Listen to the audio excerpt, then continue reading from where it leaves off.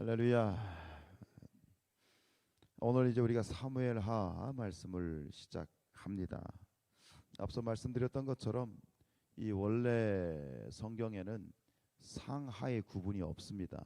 그래서 원래 히브리 성경을 보면 그냥 사무엘서 이렇게 되어 있는데, 이것이 언제 나눠졌냐면 이제 그 BC 한 2세기경, BC 한 그러니까 천 뭐 몇백 년 되겠죠. BC 2세기경에 그 성경의 번역본 중에 70인역이라는 번역이 있어요. 이게 뭐냐면 히브리 성경을 구약의 히브리 성경을 헬라어로 완전히 바꾼 가장 오래된 번역 성경이에요. 사본이 아니라 번역 성경. 그게 이제 소위 말하는 70인역. 왜 70인역이냐면 12지파에서 6명씩을 뽑아서 72명을 뽑았어요. 그래서 그들이 각자 자기 골방에 들어가서 이걸 번역을 한 거예요. 그래서 이제 72명인데 그것을 이제 쉽게 70인역 이렇게 이야기를 하는데, 어쨌든 간 그렇기 때문에 사무엘상 마지막 31장에서 뭐 사무엘하 1장으로 구분 없이 넘어가면 되는 겁니다. 이야기는 그렇게 흘러가죠. 사울 왕이 죽었어요. 그리고 그 다윗이, 사울 왕이 이제 전쟁터에서 죽을 때 다윗이 시글락으로 돌아갔다가 자기 가족들이 아말렉 족속에게 다 이제 포로로 잡혀간 걸 알고 가서 그 아말렉 족속을 진멸하고 돌아와서 이제 시글락에 돌아와서 한 이틀 정도 지났을 때부터 이 이야기가 시작이 되죠. 그랬더니 한 청년이, 아주 몰골이 아주 상스럽지 않은 그런 청년이 온 거예요. 시글락에 와서. 뭐 무슨 일이냐, 넌 누구냐 그랬더니 이 길보아산, 길보아 전투에서 도망쳐 나온 그러한 사람입니다라고 이제 이야기가 시작이 되는데, 결국 이 소년이 와서 이제 그 길보아산 전투에 그게 어떻게 됐냐 물어보니까 예, 다 죽었습니다. 사울 왕도 죽고 이제 세 아들도 죽고 이스라엘이 아주 참패를 해서 아주 다들 지금 이런 상황입니다. 그러면서 한다는 얘기가 내가 사울 왕을 죽였습니다. 여러분 아시죠? 사울 왕이 어떻게 죽었습니까? 자결하여 죽었죠. 자살을 했잖아요. 그런데 자기가 얘기를 하는 거예요. 내가 이렇게 보니까 사울 왕이 거의 이제 죽게 되었는데 나보고 죽여달라고 해서 내가 죽였습니다. 그 증거로 왕관과 팔찌를 가지고 왔습니다. 그러면서 다윗 왕에게 이 얘기를 하는데, 결국 그 소식을 듣고 다윗과 그 부하들은 식음을 전폐하고, 저녁까지 식음을 전폐하고 슬퍼하죠. 그리고 결국 그 소식, 자기가 얘기했죠. 내가 사울을 죽였습니다라고. 만약 그 얘기를 안 했더라면 목숨을 부지했을 텐데, 결국은 네가 기름 부음 받은 자를 죽였다. 네가 기름 부음 받은, 하나님께서 기름 부으신 그러한 사람을 네가 죽였다. 그래서 결국은 그 청년이 죽임을 당하게 됩니다.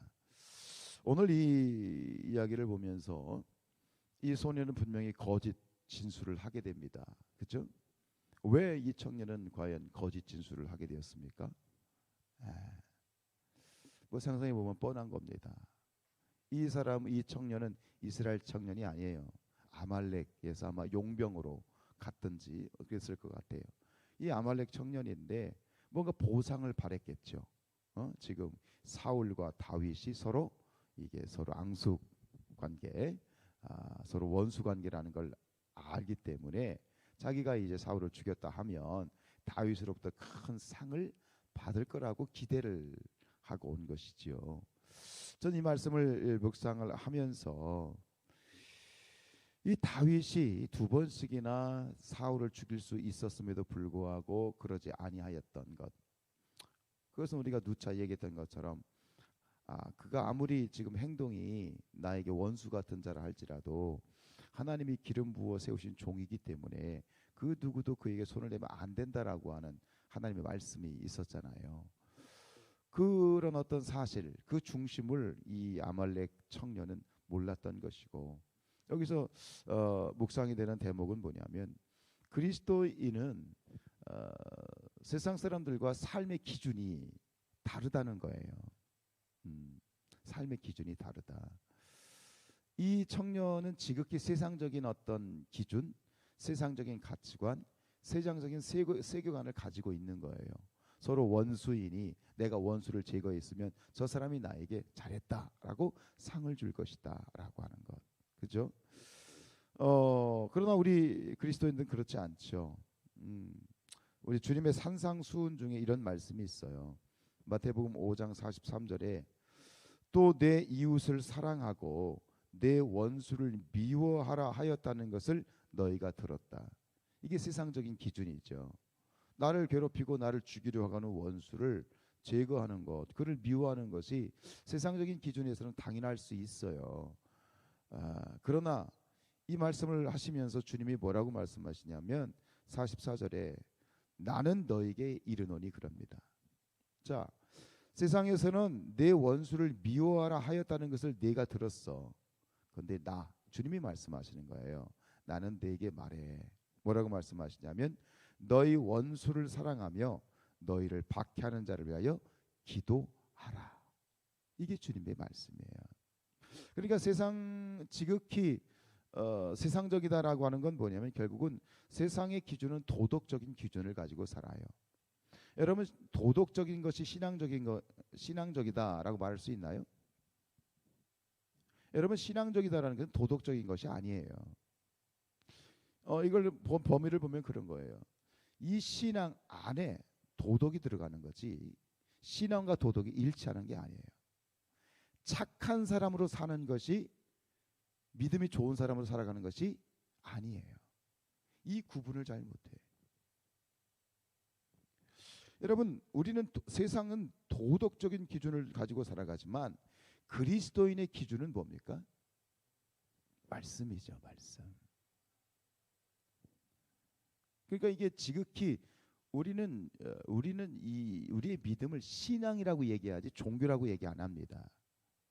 종교적인 것은 지극히 도덕적인 거예요. 세상의 종교는 도덕적인 수준에 머물러 있다면 우리의 신앙은 도덕적인 것이 아니에요. 도덕을 포함하죠. 그죠? 그러나 도덕을 초월하는 것이 신앙이고 그것이 하나님의 말씀이에요. 그렇잖아요. 내 원수를 미워해. 지극히 나를 죽이려고 하는 사람을 내가 공격하고 제거하는 것이 무슨 문제일 수 있느냐. 이것은 도덕이에요. 그러나 주님은 말씀하시죠. 그렇자 할지라도 뭐예요? 기름 부음 받은 자는 손을 내면 안 되고 그리고 내 원수를 사랑하고 오히려 박해하는 자를 위해서 축복하여 기도하라 라고 하는 것이 주님의 말씀이죠. 하나님의 말씀은 이 세상을 초월하죠. 그렇기 때문에 다윗은 그렇게 살았어요. 우리 그리스도인의 삶은 몰상식하거나 혹은 비상식적인 것이 아니에요. 대신 우리 신앙인의 삶은 그리고 하나님의 말씀은 상식을 초월하신다라고 하는 거예요. 하나님의 말씀이 그렇잖아요. 하나님의 말씀은 온통 세상의 도덕과 상식을 초월하죠. 그래서 하나님 말씀을 가지고 기준을 가지고 사는 그리스도인의 삶은 저는 어떤 이미지를 그리냐면 마치 물을 거슬러 올라가는 한 마리 연어와 같아요. 그리스도인의 삶은 세상을 거슬러 올라가는 거예요. 세상이 흘러가는 냇물이 흘러가는 대로 그냥 이렇게 물고기가 세상이 흘러가는 대로 그거에 따라가는 물고기가 아니라 세상 물길을 거슬러 올라가는 그것이 그리스도인의 삶이고 그것이 하나님의 말씀인 것이죠. 우리가 확인할 수 있는 예수님의 대표적인 말씀이 뭐예요? 그게 마태복음 5장 39절에 나와 있는 말씀이죠. 누구든지 내 오른편 뺨을 치거든 왼편도 돌려대라. 이게 말이 돼요? 너를 고발하여 속옷을 가지고자 하는 자에게 겉옷까지도 가지게 하라. 이걸 세상적인 기준으로 보면 바보죠. 멍청이죠. 누구든지 너로 억지로 오리를 가게 하거든 그 사람과 심리를 동행하라. 여러분 송충이는 솔잎을 먹어야 하듯이 우리 그리스도인은 뭐예요? 하나님의 말씀을 먹고 사는 자들이에요. 근데 이게 녹록하지 않아요. 왜냐하면 하나님 말씀대로 살아간다는 것은 세상으로부터 때로 바보라는 얘기를 듣게 되고 멍청하다는 얘기를 듣게 되고 그리고 왕따를 당할 수도 있기 때문이지요. 그러나 우리가 이 가는 우리의 믿음의 이 길, 때로는 고단하고 또 역주행 같은 그러한 삶이지만 우리가 가는 이 길 끝에서 우리는 우리를 위해서 두 팔 벌려 기다리시는 주님을 만나게 될 줄로 믿습니다. 이것이 우리의 소망이지요. 여러분, 그리스도인의 삶은 세상과 때로 역주행할 수 있습니다. 그러나 그것이 주님의 말씀이고 그것이 하나님의 말씀이라면 아멘하여 기꺼이 달려갈 수 있는 그런 저와 여러분이 되었으면 좋겠습니다. 기도하겠습니다.